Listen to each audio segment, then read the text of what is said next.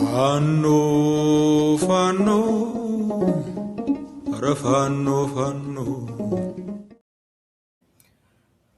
ጤና ይስጥልን የተወዳችሁና የተከበራችሁ የዘአማራ ሚዲያ አድማጭ ተመልካቾቻችን እንደምን አላችሁ?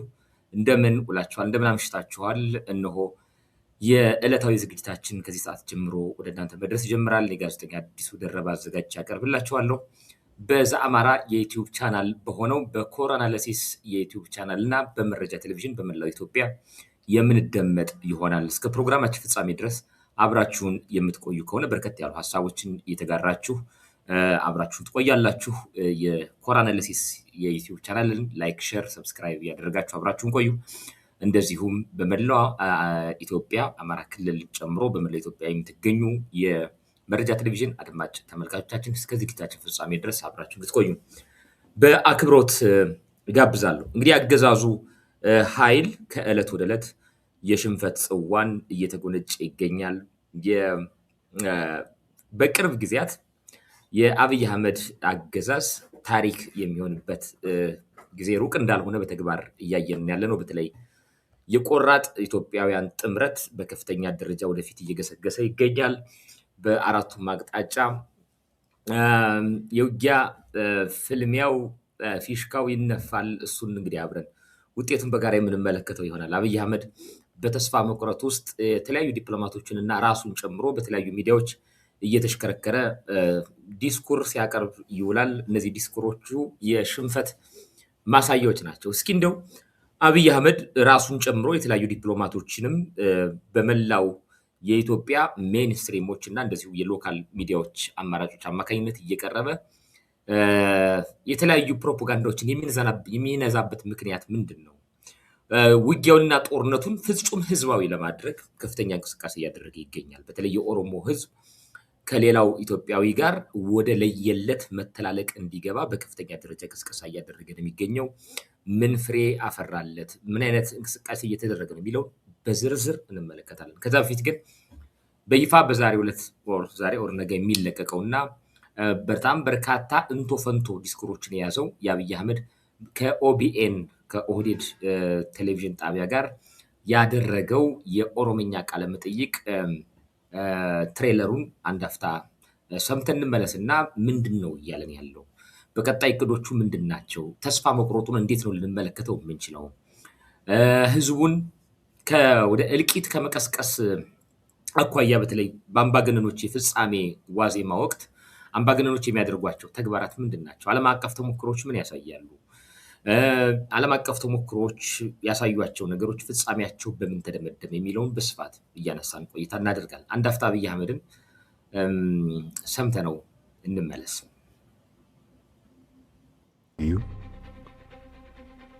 ስርን ጊተቪታ ረትመለ ኢትዮጵያ ብትከውሳይም ቤኩ ኢመላ ጃሰ ኢትዮጵያ ወሊን ቀብሶ ምን ኦሮሞት ቢሊሱማ ፍርቅቱማ ለፍታይሳ ኩቱሬ ኩሊ ወልሲ መተሙ ወልኢታ ሞቲን ባህረ ነጋሽ ቡልችሱን ዶሪ ደማ ኦሮሞ ነው። ምንድነው የሚለው? በባህረ ነጋሽ ማለት የአሁኑ ኤርትራ ማለት ነው። የኤርትራ ሀገረ ገዥ የነበረው ዶሪ የሚባለው ሰው ኦሮሞ ነው የነበረው ነው የሚለው። ኤርትራ ከሰት መጋሊ ጉዶ ተኩ መቃንሺ ባሬንቱ ያንቲ ዋይ ባሬንቱ የምትባል በኤርትራ ውስጥ ባሬንቱ የምትባል ከተማ አለች። ቦረናፍ ባሬንቱ ማል ቤኩፍ መቃመው ጋሰኒ ጅጅራማ አሲቲ እና ቦረናና ባሬንቱ ምን ማለት እንደሆነ ታውቃላችሁ። የቦረና ባሬንቱ የኦሮሞ የዘር ግንድ ነው ተብሎ ስለሚታሰብ ባህረ ነጋሽ ወይም የአሁኗ ኤርትራ ዶሪ የሚባል ኦሮሞ ነበር ሲገዛት የነበረው። ባሬንቱ የምትባል ከተማ አለች። ስለዚህ ኤርትራ ወይም ባህረ ነጋሽ የኦሮሞ ናት ወደሚል ድምዳሜ ነው የደረሰው።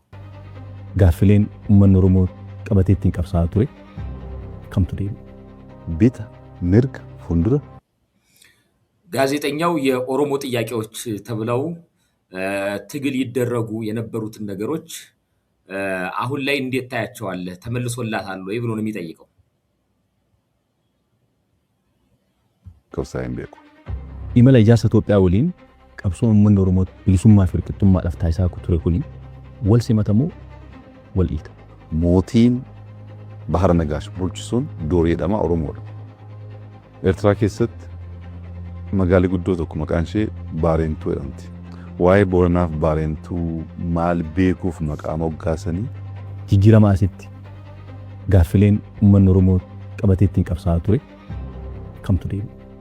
Bita mirga fuuldura duuba ilaaluun barbaachisaa miti. Oromoon guutummaatti bilisoomeera. ምንድን ነው የሚለው? በዚህ ለውጥ ውስጥ የኦሮሞ ህዝብ ጥያቄ ምላሽ አግኝቷል ወይ ተብሎ ይታሰባል ብሎ ጋዜጠኞች ጠይቀው ወደ ግራም ወደ ቀኝም ወደ ፊትም ወደ ኋላም ማየት አስፈላጊ አይደለም። በዚህ አገዛዝ የኦሮሞ ህዝብ ጥያቄ ሙሉ በሙሉ ተመልሷል ፔሪድ ነው የሚለው ሰውየው። የጋጋፊን ቀብሶ ኦሮሞ ኩን ዴቢ አርጋቻ ጅራቴ መድ rakkoo nageenya Oromiyaa kun maalidha? Kaayyoo ganamaa jennee walabummaa inni meecaaftu lamaa taanaan ganamni keenya waa'ee walabummaa jirreen kaasa. Daangaa amma jiru kana kan sarare tokko gobanaa baajeeti. Walii galtee Piriitooriyaa kana ifatti diiguudhaan waraanaa fi of qopheessaa jira.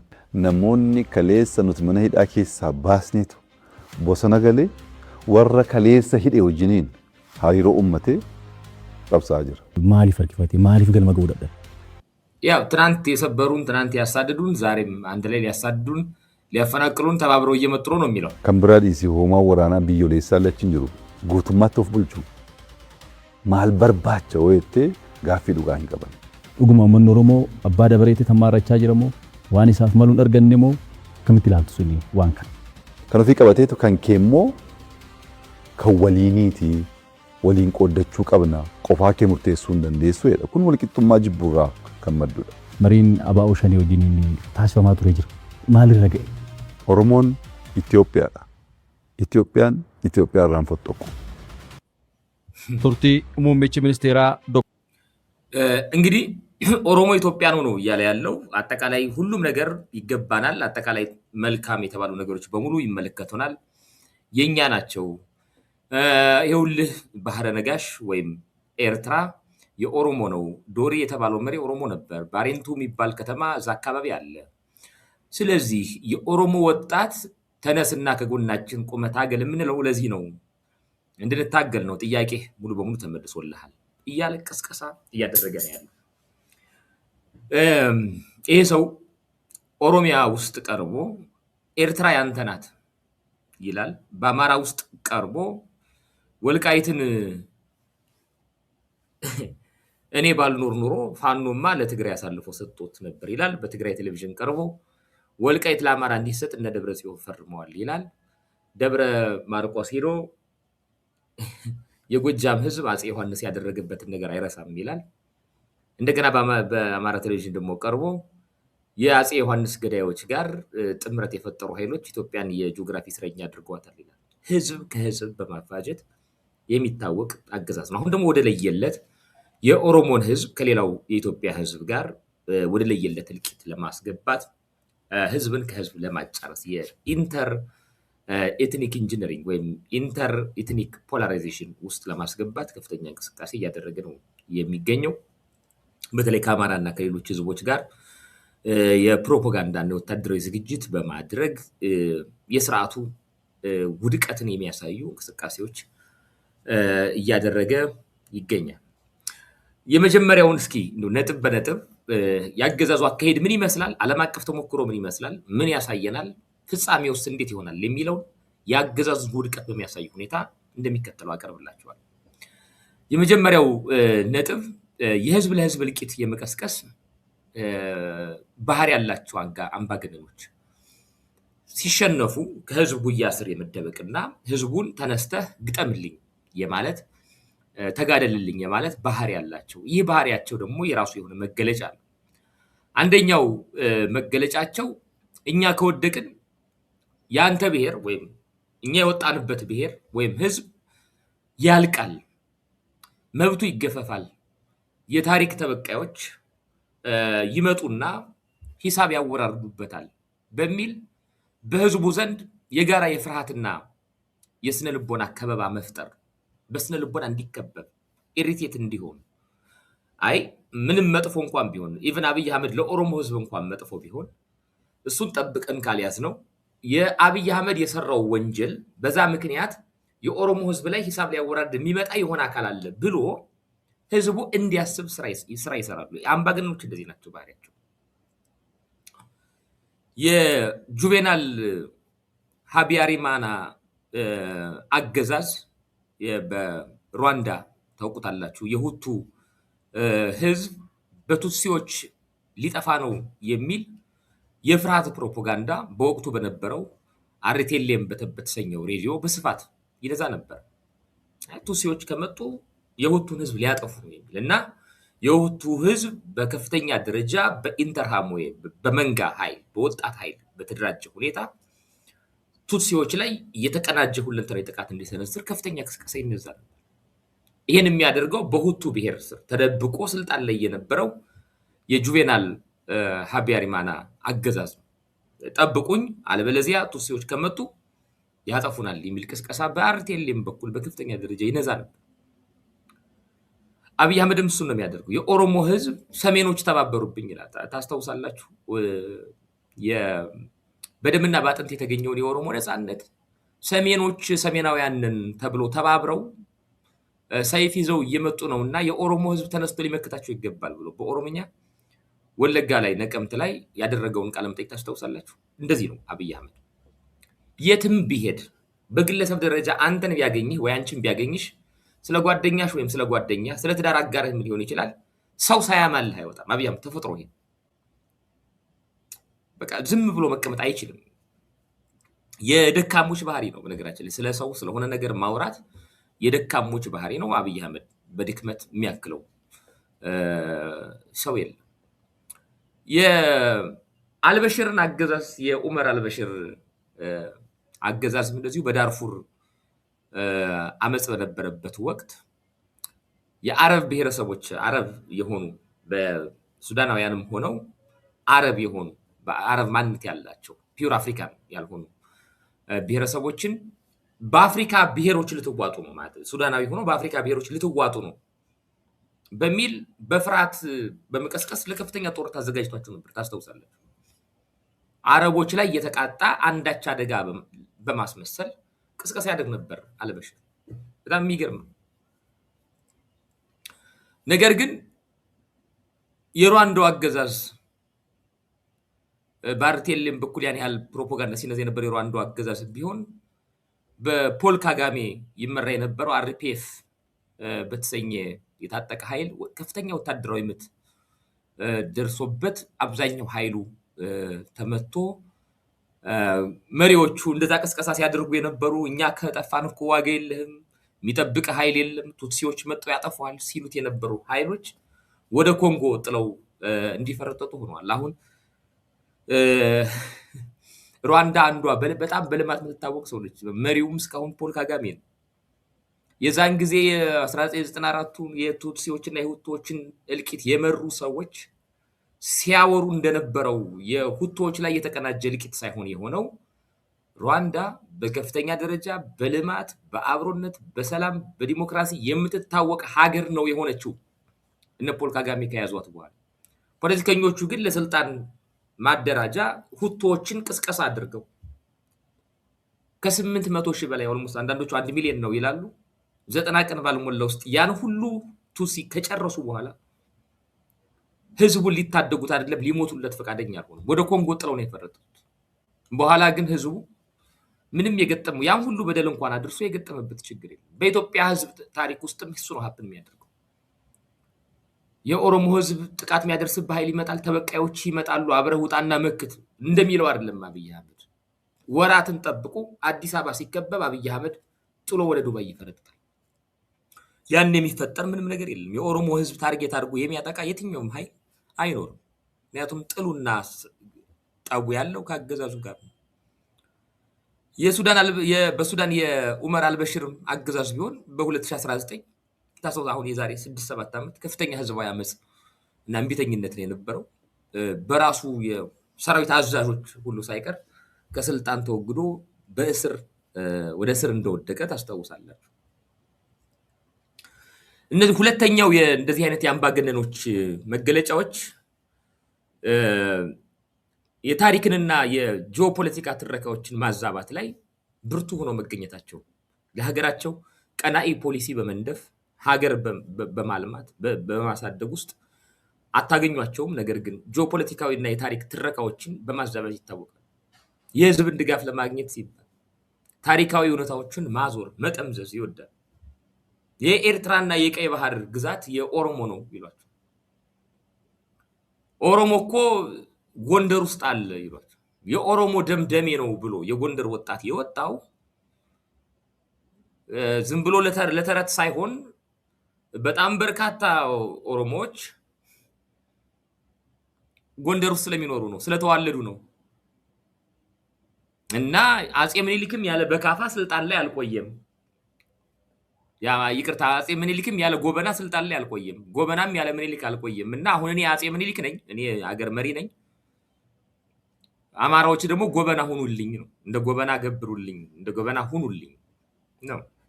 አባቶቻችን ዊዝደም፣ የእነ አጼ ምኒልክ ዊዝደም እነ ጎበና በሉት እነ ሀብተ ጊዮርጊስ ፊታውራሪ ሀብተ ጊዮርጊስ ድነግዴ የነበራቸው ሚና በሀገሪቱ የፍትህና የስነ ስርዓት አካሄድ ውስጥ ከፍተኛ ሚና ነው የነበራቸው።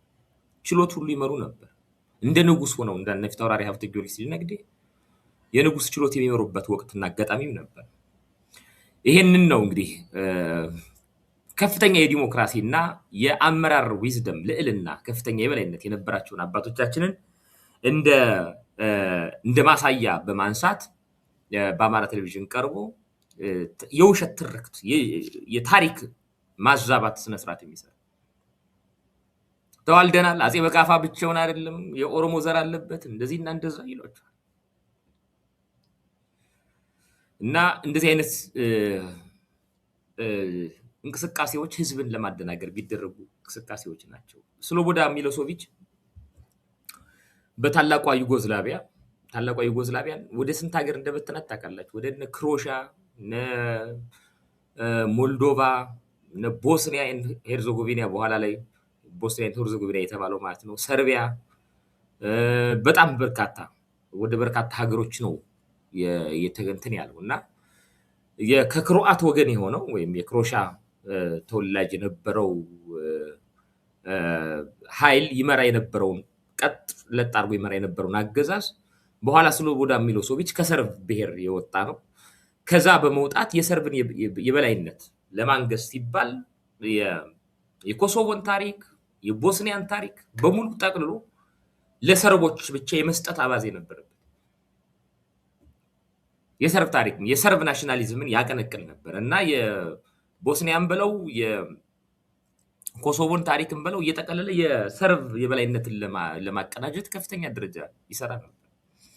በኋላ ሀገሪቱ በተለይ አሁን እኮ ነው በ1990 በ1991 በ1992 ወደ ስንት ሀገር ዩጎዝላቪያ እንደተበታተነች አብዛኞቻችሁ ይህን ቪዲዮ የምትከታተሉ ሰዎች በህይወት የነበራችሁ ስለሆነ ታውቁታላችሁ። ታላቋን ዩጎዝላቪያ ነው ብትንትኗን ያወጣው። ይህ የሌሎችን ህዝቦች ፌት እጣፈንታ ድርሻ ነጥቆ የራሴ ነው ለምትለው ብሔር ማላበስ ሀገርን ከመበተን ውጭ ምንም ሚና የለውም እና ሲፈልግ ጎንደር ይሄድና ጎንደር የኦሮሞ ደም አለ ይሄድ ባህረ ነጋሽ ወይም ኤርትራ ይገባና ይሄ የባሬንቶ የሚባል ከተማ አለ። ዶር የሚባል መሪ ያስተዳድራት ነበረ። የእጁ ኦሮሞ እስከዛ ድረስ ነበረ። አክሱምን የመሰረተው አክሱም ማለት አካሱማ ከሚለው የኦሮሞ ቃል የመጣ ነው። ብለው ሄደው እስከ ሳውዲ አረቢያ አጠቃላይ መላው ዓለም የኛ ነው ማለታቸው አይቀርም። ይሄ የቅዠት አካሄድ አለ። ይሄን ምስኪኑ የኦሮሞ ገበሬ ያውቀዋል ያልከኝ እንደሆነ ያውቀው ጉዳዩ አይደለም። ምስኪኑ የኦሮሞ ገበሬ አርሶ ከመብላት ውጭ ምንም ላያውቅ ይችላል።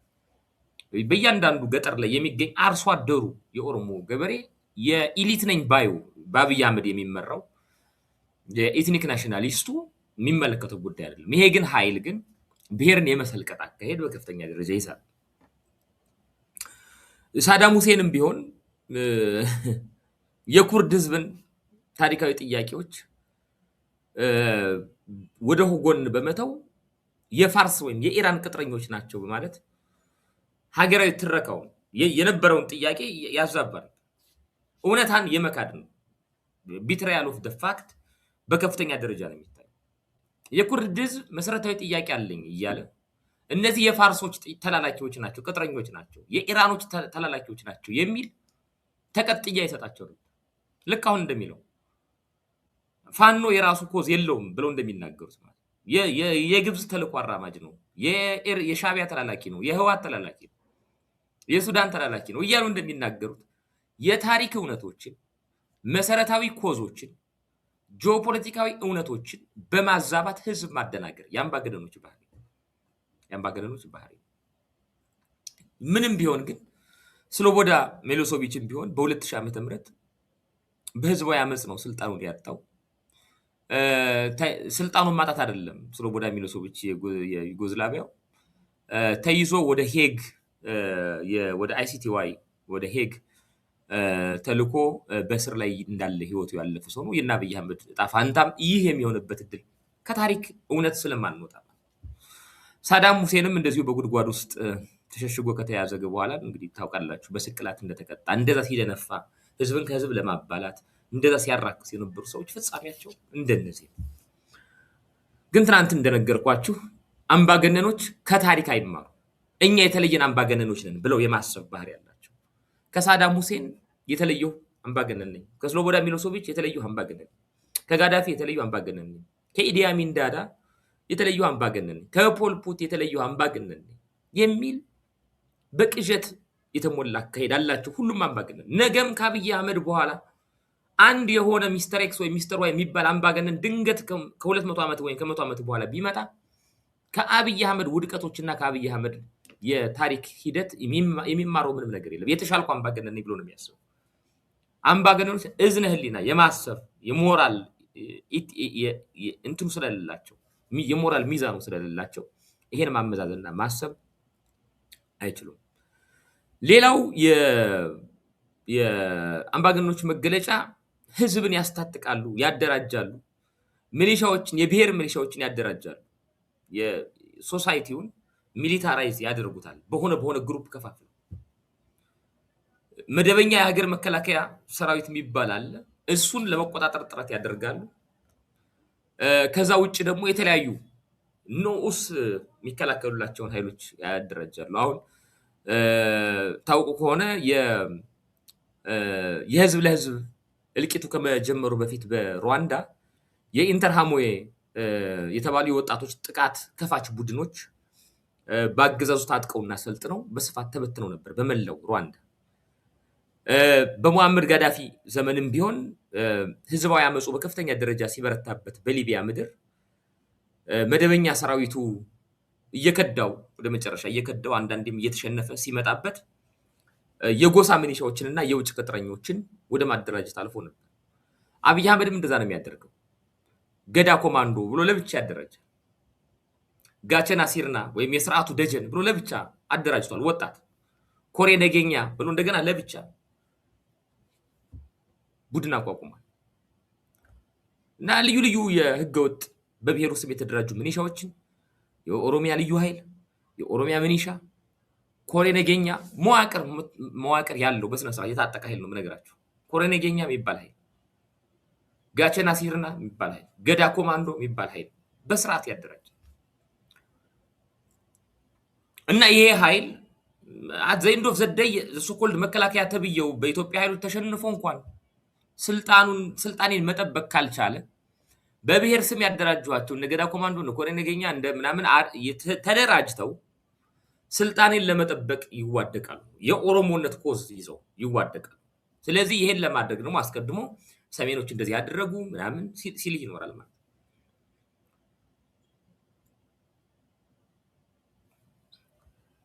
ሌላኛው የእነዚህ ሰዎች ባህሪ ከፋፍሎ መግዛታቸውን በይፋዊ ሚዲያ በግላጭ ይናገሩታል።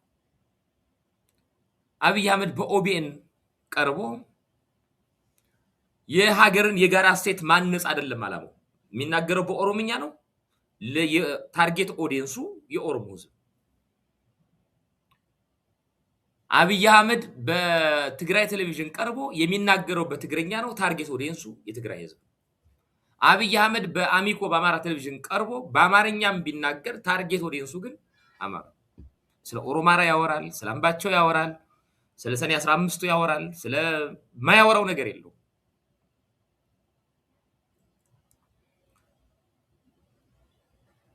ምስራቅ ጎጃም ከሄደ አጀንዳው ምስራቅ ጎጃም ይሆንና ከምዕራብ ጎጃም ጋር እንዴት አድርጎ ማጣላት እንዳለበት አጀንዳ ነው ሴት አድርጎ የሚመጣው።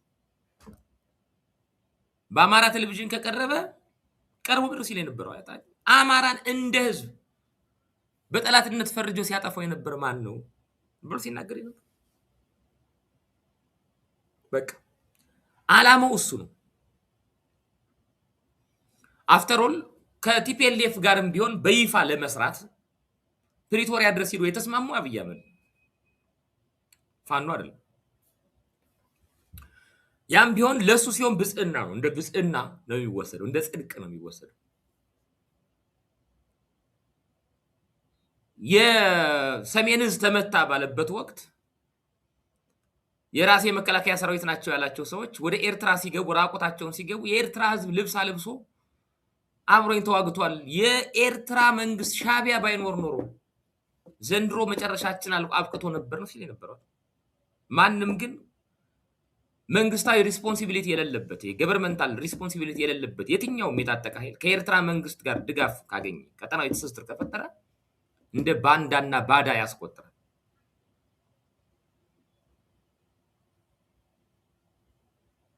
እና አገዛዙ በይፋ በሚዲያ ያንድን ብሔር ወይም ያንድን ህዝብ ወጣት ለጦርነትና ለብሔር ግጭት የማነሳሻ የፕሮፓጋንዳ መሳሪያ አድርጎ ሚዲያዎችን ይጠቀማል። ራዶቫን ካራዲች የተሰኘ ሰርበኛ ሚዲያዎችንና ክሮአቶችን የክሮሻዎችን አሸባሪዎች በማለት በቀን 24 ሰዓት የጥላቻ ቅስቀሳ ያደርግ ነበር።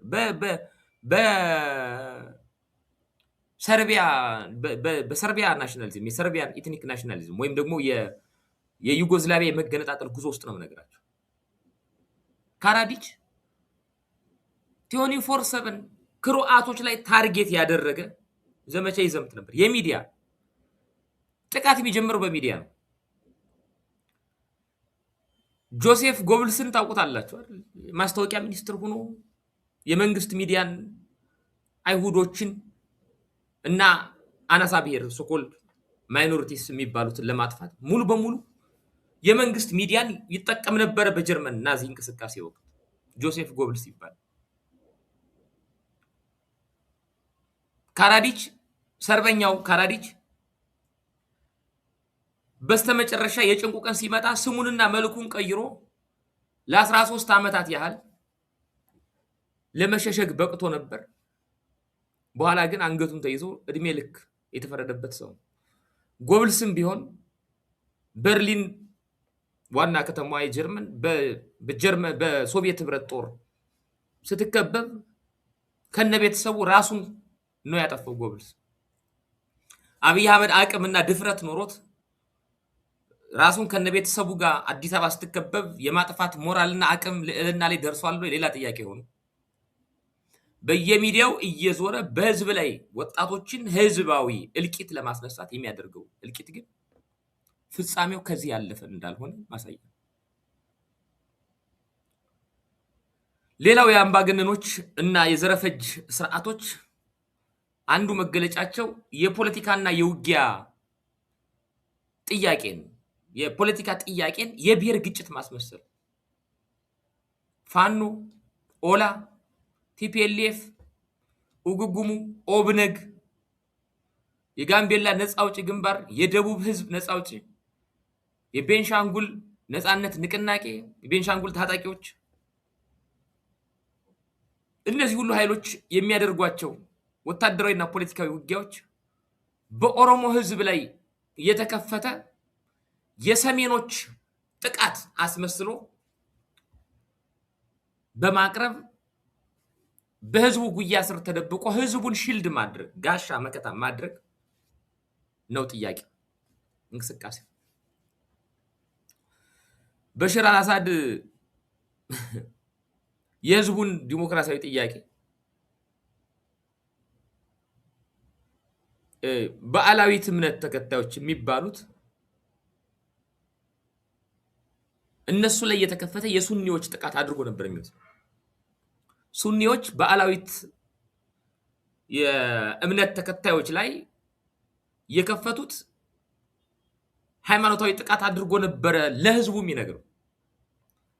አይደለም በሽር አንተ ላይ የተሰነዘረ የአምባገነንነት ነው፣ ዘረፈጅነትን በመቃወም የሚደረግ ትግል ነው የሚለውን መዋጥ አይፈልግም፣ ዳይጀስት ማድረግ አይፈልግም። ስለዚህ ኮርነር ያደርገዋል። ጥያቄውን ኮርነር ያደርግና አይ ሱኒዎች እኮ በአላዊቶች ላይ ጥቃት ከፈቱ በሚል ይቀሰቅሳል። የራጃፓክሳ አገዛዝ እንደዚሁ የስሪላንካ ላይ በተለይ የታሚል ታይገር እንቅስቃሴ ታውቁታላችሁ። ዓለም ላይ ከታዩ ግዙፍ ንቅናቄዎች ውስጥ አንዱ ነው። በአሉታዊ የሚያነሱት አሉ፣ በአዎንታዊ የሚያነሱት አሉ። የታሚል ታይገር እንቅስቃሴ ብዙ ትምህርት የምታገኙበት ነው። የታሚል ታይገርን ሙቭመንት በደንብ ብታዩት በደንብ ብዙ ትምህርት የምታገኙበት ነው እና የራጃ ፓክሳ አገዛዝ በዛ ወቅት የስሪላንካ አመራር የነበረው የታሚል ነፃነት ታጋዮች ጥያቄያቸው የመላው ሲንሃሊዝ ህዝብ ስጋት አድርጎ እንዲወሰድ ነው ራጃፓክሳ ሲሰራ የነበረው። ውጊያው የብሔር ግጭት ነው ብሎ ያስብ ነበር። የሲንሃሊዝ የሚባል ህዝብ አለ። ስለዚህ የታሚል ተዋጊዎች ያነሱት ጥያቄ የሲንሃሊዝ ህዝብ አጠቃላይ ብሔራዊ ስጋት አድርጎ የመሳል እንቅስቃሴዎች ነበሩ። እንግዲህ የበሽር አልአሳድ አገዛዝ ሶሪያን ሙሉ በሙሉ እንድትፈርስ ነው ያደረጋት። ስሪላንካ ውስጥም እንደዚሁ ራጃፓክሳ የስሪላንካ ህዝብ ሆ ብሎ ነቅሎ ቤተመንግስቱን ሲወራው ምንም ማድረግ አልቻለም። አገሩን ጥሎ አውሮፕላን አስነስቶ ነው ከሀገር የፈረጠው እና እኛ ካለኛ ሰላም የለም፣ ሰላም ሊኖር አይችልም የሚል የጥፋት መፈክር አላቸው። የኒሂሊስቲክ ሪቶሪክ የሚባል በቪዲዮዎቻቸው፣ በንግግሮቻቸው እንደሚያደምጣቸው ህዝብ እንደ ታርጌት ኦዲየንሱ እየወጡ ከተሸነፍን ሁላችንም እንጨርሳለን። ባጫ ደበሌ ትናንት ሲናገር ሰምታችሁታል። ከንጨርሳቸዋለን፣ ከጥጥቃቸውን እናስፈታቸዋለን፣ ቀበቷቸውን እናስፈታቸዋለን ከሚል መፈክር ወጥተው አሸናፊና ተሸናፊ የለም። ሰምተነው ብንመለስ ሁሉ ደስ ይለኛል። አሸናፊና ተሸናፊ የለም። ስለዚህ እንነጋገር፣ ገንዘብ እንስጣችሁ ወደሚል ነው ያደገው። ከዛ ሁሉ ድንፋታ ሱሪ እናስፈታለን፣ ቀበቶ እናስፈታለን ከሚል ድንፋታ ወጥተው አሸናፊና ተሸናፊ የሚባል ነገር የለም እንጨርሳታለን ወደሚል ነው የመጡት። የትናንትናውን ንግግር ደግመን እንስማው። 4 ኪሎ ሰው የለም ቢባል አንዳቸውም 4 ኪሎ መጥቶ አይዙ ፋኖ ይሁን ኦላ አይመጡም። በጭራሽ ምንሆናል? አይመጡም። ካፓሲቲም የላቸውም። መጥቶም የሚያደርጉት ነገር የለም። ምን ያደርጋል? እስኪ ማን ነው የሚመጣው? ዘመነ ካሴ ነው የሚመጣው? ማን ነው መጥቶ 4 ኪሎ ገብቶ ኑ 4 ኪሎ ክፍት ነው ብትላቸው አይመጡም። ስለዚህ ይሄ ይቅር። በቃ ገንዘብ ከፈለጉ ከመንግስት ጋር ተደራድሮ ይስጣቸው። መንግስት ገንዘብ ከሆነ የሚፈልጉት፣ አለበለዚያ የህዝብ ጥያቄ መመለስ ከሆነ ይሄው ህዝቡ ተውኝ አለ እኮ በምርጫው። ይተውት፣ ሰላም እናምጣ።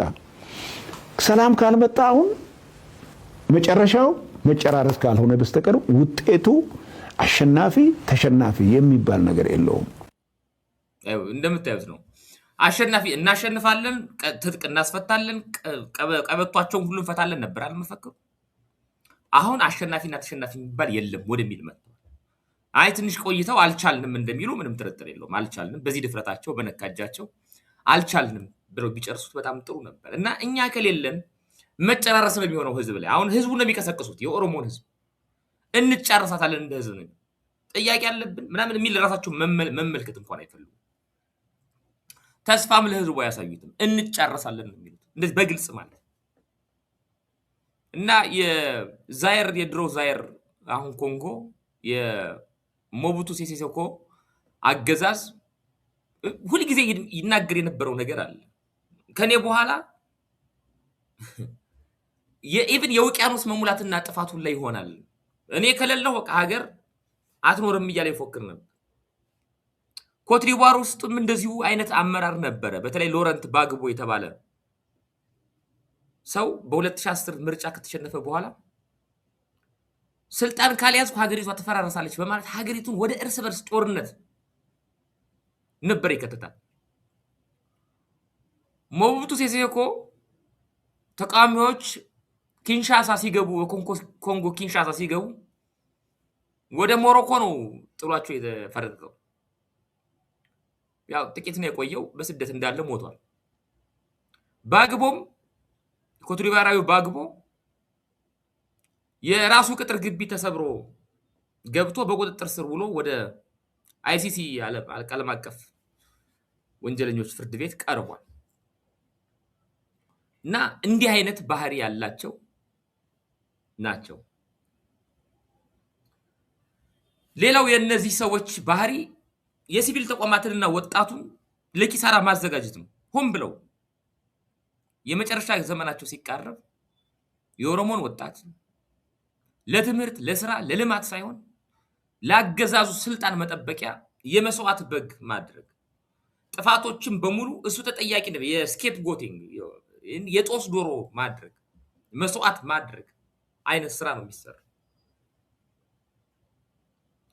በኪመር ሩዥ በተለይ የፖልፑት በጣም ስለሚመች ነው ከአብይ አህመድ ጋር በተደጋጋሚ ማለት ነው ወጣቶችን ከትምህርት አርቆ ለፖለቲካዊ ግድያና ለጦርነት መሳሪያነት ነበር የተጠቀመባቸው ለግብርና ለጦርነት ነበር የተጠቀመባቸው ነበር አያቶላ ሃይሚኒም ቢሆን በኢራን ታዳጊዎችና ወጣቶች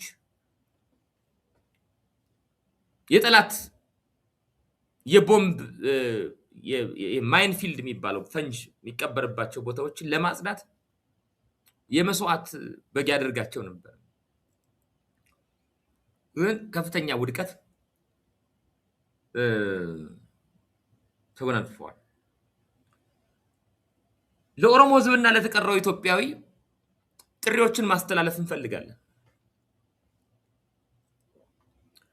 የኦሮሞ ህዝብ ሆይ ንቃ ያገዛዙን የስልጣን ስጋት የኦሮሞ ህዝብ ስጋት አድርጋ አትውሰደው የኦሮሞ ህዝብ ወጣቱ ህዝቡ አጠቃላዩ አገዛዙን ለማውረድ በሚደረግ የትኛውም አይነት ትግል እልቂት ውስጥ እንዳይገባ ህይወቱን እንዳይገብር ያገዛዙ ሶኮልድ የመከላከያ ወጥመድ ውስጥ እንዳይገባ ጥንቃቄ ልታደርግ ይገባል አንተን የሚመለከት ጉዳይ አይደለም የኦሮሞ ህዝብም ቢሆን አፍተር ኦል የስቃዩ ገፈት ቀማሽ እንጂ ተጠቃሚ ነው ብሎ የሚያምን የትኛውም አይነት አገዛዝ የለም የትኛውም አይነት የነጻነት ታጋይ የለም ፋኖም በለው ሌላውም በለው የፋኖም በኩል በእርግጠኝነት መናገር ይቻላል የኦሮሞ ህዝብ በድሎኛል ብሎ የሚያምን የፋኖ አመራርም ሆነ አደረጃጀት የለም ጉዳያችን ካገዛዙ ጋር ነው ይሄው በአዴን ጋር አይደል እየታገለ ያለው ፋኖ በአዴን ኦሮሞ ስለሆነ አይደለም የሚታገለው ፋኖ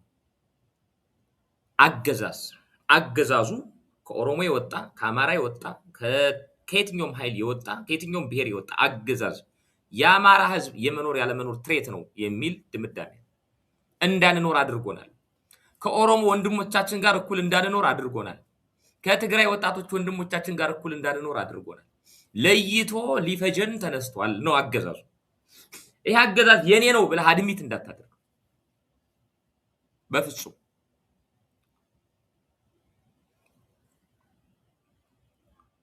ይሄን በማድረግ ራሳቸውን ያተረፉ አሉ እንዲህ አይነት በህዝብ ጉያ ስር ሲደበቁ አይ ኖ አንተኛን አትወክልም ብለው ያበረሯል በደቡብ አፍሪካ የዙሉ ህዝብ የአፓርታይድ አገዛዝ የፈጠረውን የኢንካታ የፖለቲካ ወጥመድ በመረዳት ከአፍሪካ ብሔራዊ ኮንግረስ ANC ጋር የጋራ ትግል አድርገዋል። የዳርፉር ህዝብም ቢሆን በሱዳን የአልበሽር አገዛዝ የፈጠረውን የጃንጃዊድ ወጥመድ በመረዳት ከአጠቃላይ የሱዳን ህዝባዊ እምቢተኝነት ጋር ወግነዋል። ምንም እንኳን የጃንጃዊድ ቅርንጫፍ በአርኤስኤፍ በኩል እስከዛሬ ያለ ቢሆን። ሌላው የነጻነትና የፍትህ ጥያቄዎችን የጋራ ማድረግ ይገባል። የኦሮሞ ህዝብ ጥሪ ነው እያቀረብን ያለነው። የመጨረሻው ሰዓት ስለሆነ የአብይ አህመድ አገዛዝ የመጨረሻው ምዕራፍ ላይ በመሆኑ ጥሪዎችን እናቀርባለን። ጥሪዎችን ያለ መታከት ነው የምናቀርበው። የጋራ አድርግ፣ የነጻነትና የፍትህ ጥያቄዎችን የጋራ አድርግ። አንተም ተጠቃሚ አይደለም፣ አንተም አንድ ተጨቋኝ ህዝብ ነህ። በስምህ እየተነገደ ነው ያለው። በኦሮሞ ህዝብ ስም ጉያ ስር እየተደበቀ ነው ያለው። የሚሰሩ ወንጀሎች ነገ አንተ ላይ እንዲወራረዱ አድርጎ ነው አገዛዙ እየሰራ ያለው።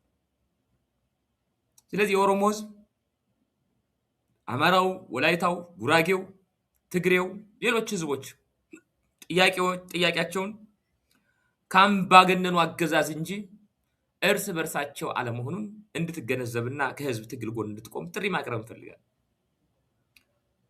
በ2011 ዓመተ ምህረት እንደ ፈረንጆች አቆጣጠር በቱኒዚያ የተነሳውን አብዮት ታስታውሱታላችሁ። የሁሉም የህብረተሰብ ክፍሎች የጋራ ጥያቄ አድርገው በመውሰዳቸው በዛ ሰዓት መፈናፈኛ ያሰጣቸውን አምባገነን ቤናሊ የተባለውን አምባገነን በፍጥነት ማስወገድ ችለዋል። ሁሉም በአንድ ላይ ነበር የተነሳው፣ ሁሉም የህብረተሰብ ክፍል። በ2019ም ቅድም ስናነሳ የነበረው የሱዳን አብዮት የሴቶች፣ የወጣቶች፣ የሁሉም ክልሎች የጋራ ትግል በመሆኑ አልበሽርን ከስልጣን ለማስወገድ የትጥቅ ትግል አይደለም ህዝባዊ አመጽ ብቻ በቂ ሆኗቸው ነበር።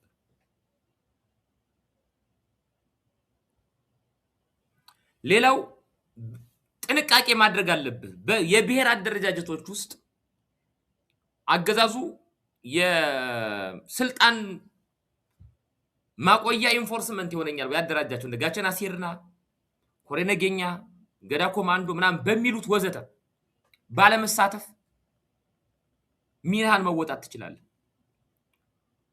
ወጣቱ አገዛዙ ራሱን ለራሱ ስልጣን ሲል ያደራጃቸው የታጠቁ ቡድኖችን በመቀላቀል ከወንድሞችህ ጋር፣ ከሌሎች ህዝቦች ጋር፣ ከወንድም ህዝቦች ጋር ደም እንዳትቃባ መሆን አለብህ። ነገ ለማይቀር ለውጥ ማለት ነገ ለማይቀር ለውጥ በሰርቢያ ኦትፖር የተሰኘ የወጣቶች እንቅስቃሴ ነበረ። ኦትፖር የተሰኘ የሙሉሰዎችን የፖሊስና ሚኒሻ ጥሪ በማመጽ ለአብዮቱ ስኬት አድርጓል። ይህ የወጣቶች አደረጃጀት በፊሊፒንስም እንደዚሁ በተለይ በ1986 ዓመተ ምህረት የህዝብ ኃይል ወይም ፒፕል ፓወር አብዮት ተደርጎ ነበረ።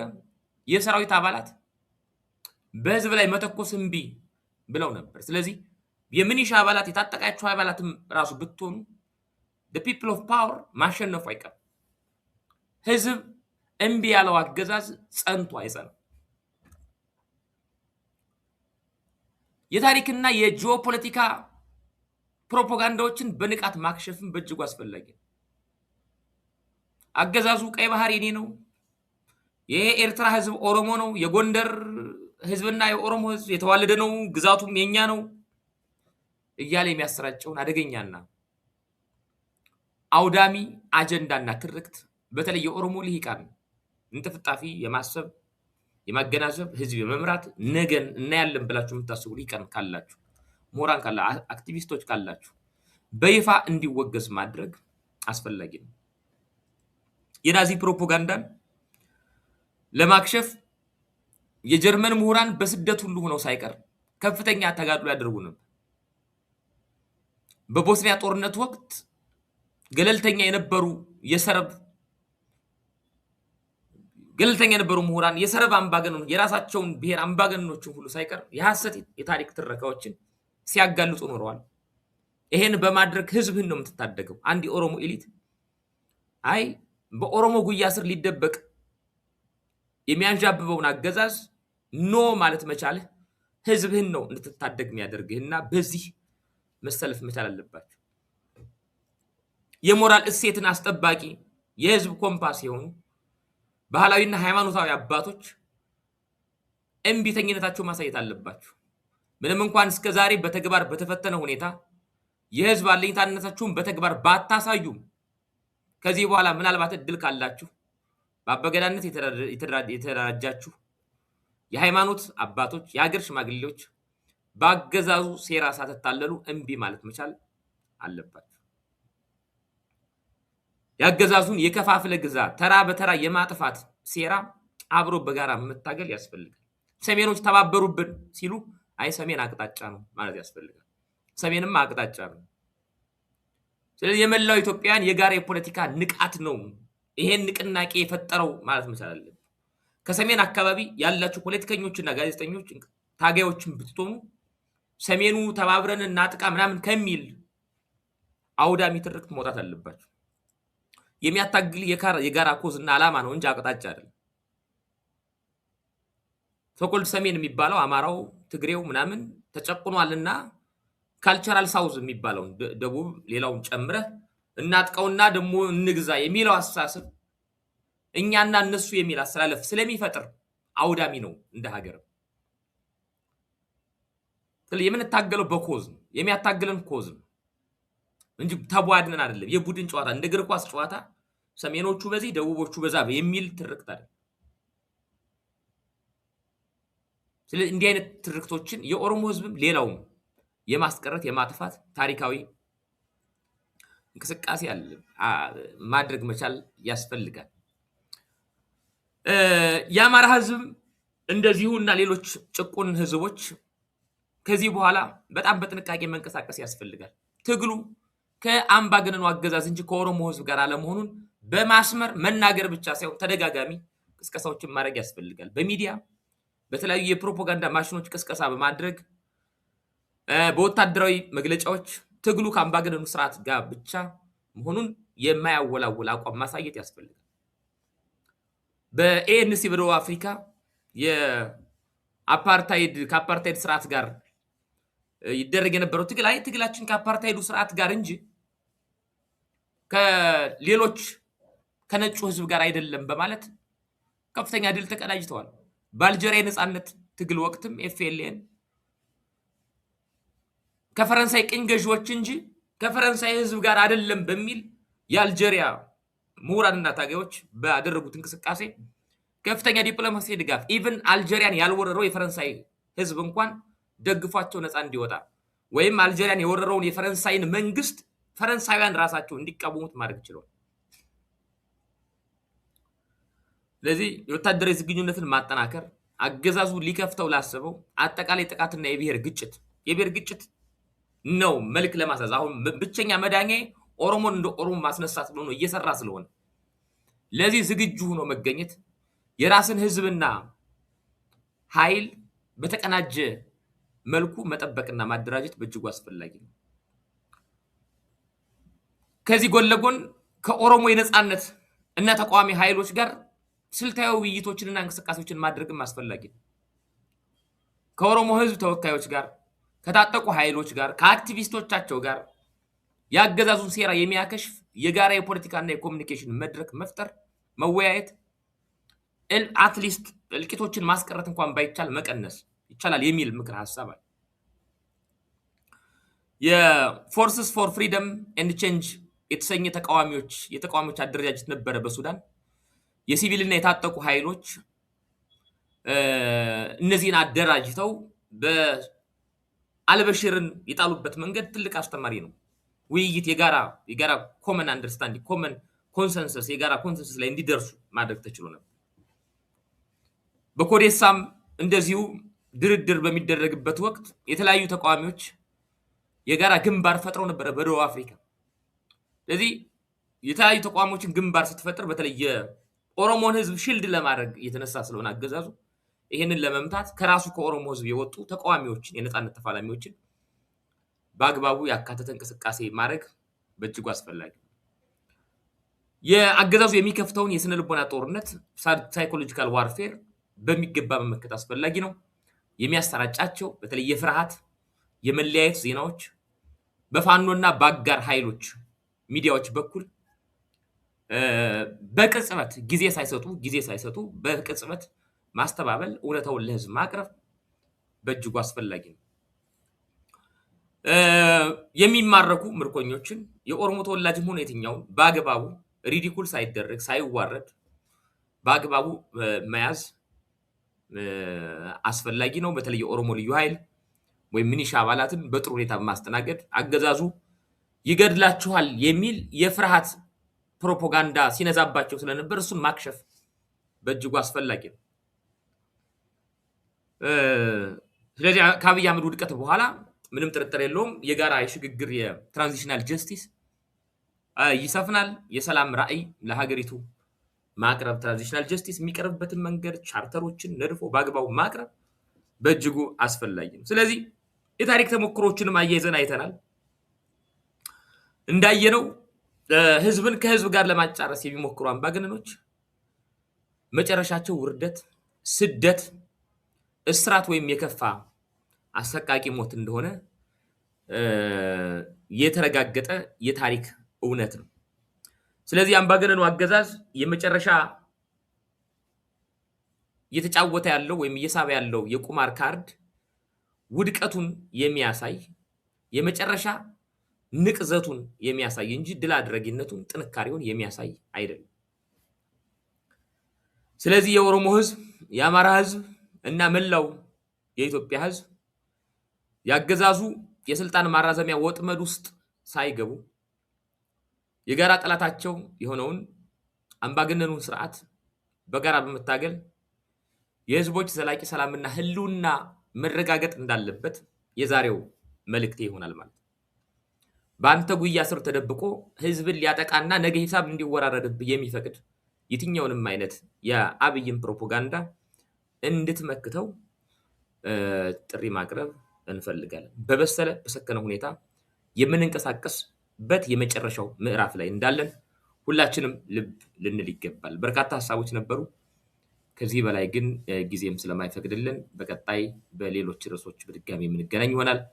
የዘአማራ የዩቲዩብ ቻናል የሆነው የኮሮና አናሊሲስ ሚዲያን ሰብስክራይብ ያድርጉ። እንደዚሁም በመረጃ ቴሌቪዥን በመላው ኢትዮጵያ የምትከታተሉና አድማጭ ተመልካቾቻችን በቀጣይም በሌሎች ርዕሶች የምታገኙ ይሆናል።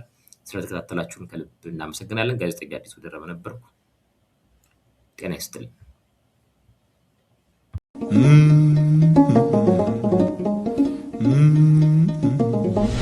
ፋኖ ፋኖ ኧረ ፋኖ ፋኖ